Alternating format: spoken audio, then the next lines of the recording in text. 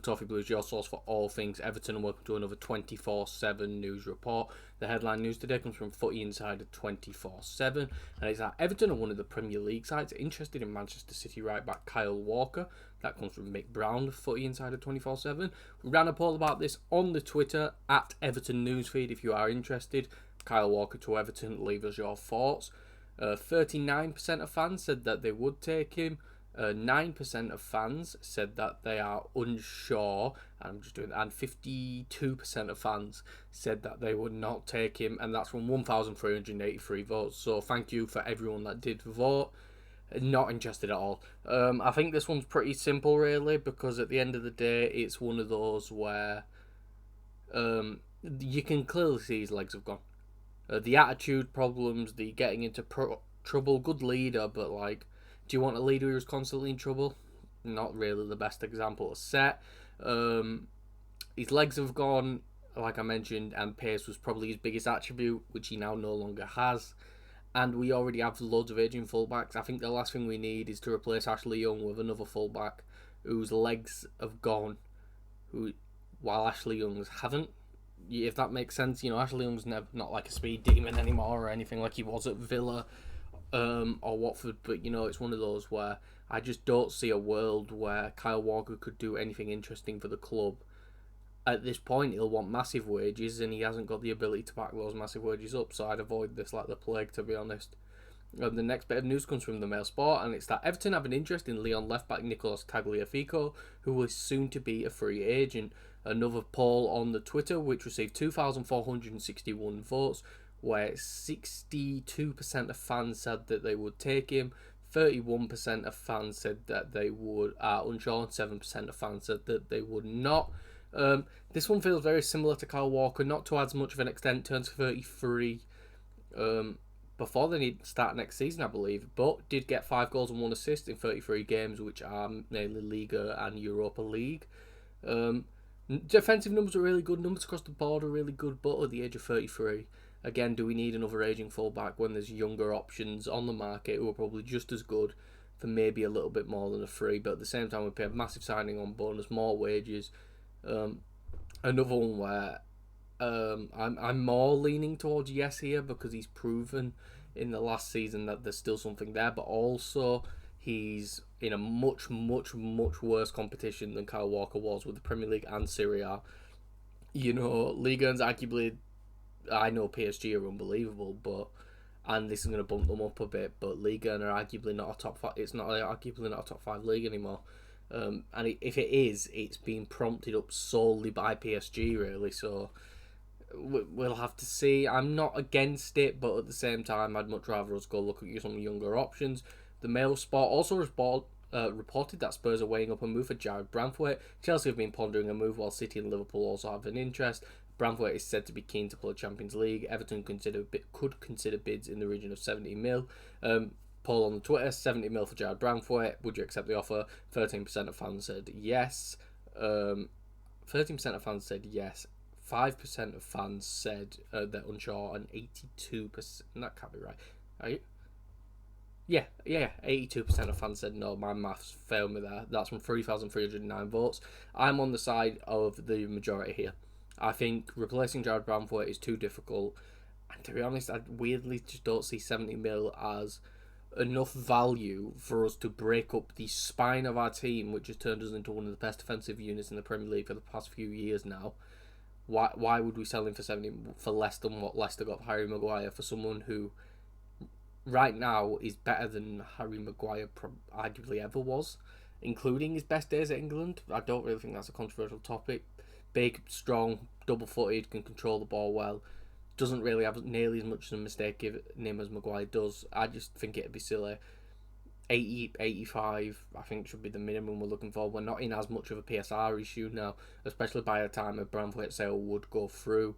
So I just think it'd be stupid, if I'm honest, to sell him unless an offer that we can't turn down comes through.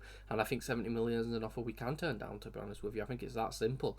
The money would have to be game-breaking, silly to turn down. And for Tottenham, who, to be honest with you, aren't even guaranteed Champions League football next season, So it's like a thing where, oh yeah, is Branthwaite going to leave for 1 year of Champions League football?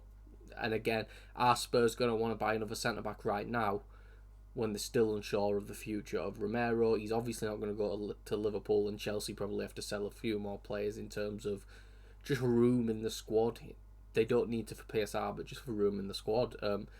I think City are the only realistic one there, to be honest with you. I think the rest of the rumours are just, the rest of those club rumours are absolute crap, to be honest with you. I think it's just one of those where, oh, this centre back's good and he doesn't play for a big six team. The big six are interested. I think that's all that is, to be honest with you. So I just want to get off that as soon as possible, to be honest. The next bit of moves comes from Graham Bailey of TBR Football. It's that Everton hope to sign Richarlison this summer, but his Spurs' future will be decided by Thomas Frank in pre-season. Same thing, Paul Richarlison back to Everton. 62% of fans said that they would take him. No, sorry, 63% of fans said that they would take him. 15% said that they are unsure. Not 16% said that they are unsure, and 22% have said that they wouldn't. I'm rounding up from percentages here, so sorry for me being stupid here. That's from 2,090 votes. I've said this before on Richarlison, and I know the community, the segment of our fan base that have got nothing to do besides be negative all the time, will argue with this. They did the same thing on the Fred thing. It's just crying for the sake of crying because someone has an opinion. But this one, I think it all depends on price. I think it all depends on wages. Again, I think a lot of the people who to be fair are being negative, are making valid points about his injury concerns, his wages, can he score the goals required. But if you see what Richarlison was when he was with us, I think that is still there. I think he showed glimpses of that in the Europa League final. I think he was very important in Spurs winning, in his pressing, his defensive work. I think even the times he did get near goal, he was proving he could be a goal threat in that game. But I do understand why some people are not sure on it, and why some people think that the only reason people want him back is sentimentality. One, clearly Spurs' medical team are god awful. I know ours are great, but that's ridiculous. The amount of injuries they suffered. The style of football does play a part in that as well. I do actually think Thomas Frank will really like Richarlison. I think he's the type of player he'll like. So I'm not too sure. And again, a lot of it depends on the fee. If Spurs are willing to take between 15 and 20 million, we're buying him back for a third of the price we sold him for. He is worth that, and I think it's anyone who says he's not worth 15 to 20 million is absolutely silly. If it's veering more towards 25 to 30 mil, I think I'd pay that, but I'd want to pay 20 up front and the rest being in appearance-based add-ons in case, the injury problems do persist, because then at the end of the day we've got a bailout in a sense. But I do understand why some people might want us to go for some of the more exciting names we've been linked to, but I also think a lot of people need to remember that these are just links. Just because we're linked to some more exciting players, it doesn't mean it's going to happen. And I don't think anyone should be surprised. Like, I'm seeing people get genuinely angry about the Richarlison rumour. Of course, the Richarlison rumour is going to pop up if he becomes available again. And I think anyone who's getting angry about it's just a bit silly. And to be honest with you, I just think it's a bit weird to get so angry about a football rumour when it's quite obvious this rumour was going to come about if Richarlison got made available. The next bit of news is that Everton will welcome AS Roma to Merseyside for a special pre-season friendly at the Hill Dickinson Stadium on Saturday the 9th of August with a 3 p.m. kickoff. Everton vs Roma pre-season friendly ticket prices. The season ticket, Forever Blue Plus and Forever Blue members. Adult tickets are £25, over 65s are £20 and under 18s are £10. General sale, which will be from Thursday the 10th of July, subject to availability. Adult tickets are £30, over 65s are £25 and under 18s are £10. So that's all the details you would need to know about the Everton vs Roma game. Not surprised this is happening, I think it was bound to happen, really interesting. Nice happening at the new stadium, cool. I don't really have that much more to comment on it.